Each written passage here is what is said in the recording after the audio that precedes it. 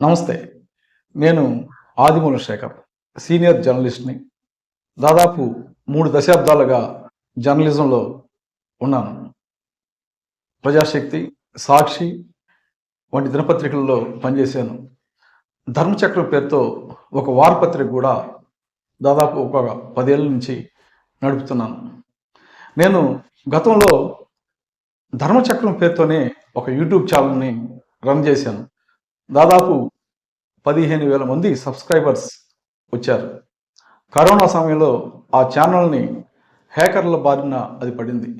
దీంతో నా ఛానల్ యూట్యూబ్లో నుంచి రిమూవ్ కావాల్సిన పరిస్థితి వచ్చింది.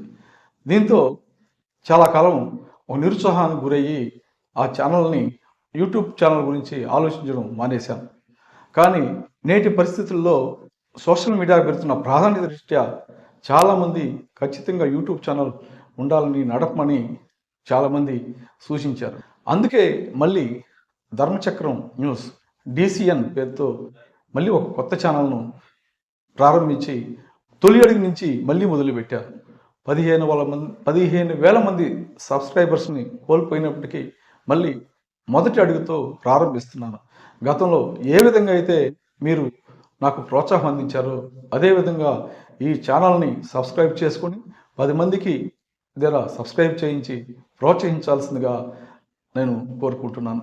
ప్రధానంగా ఈ ఛానల్లో రాజకీయాలు, సామాజిక అంశాలు, ఇంకా ఆర్థికపరమైన అంశాలు విశ్లేషణ ఉంటుంది.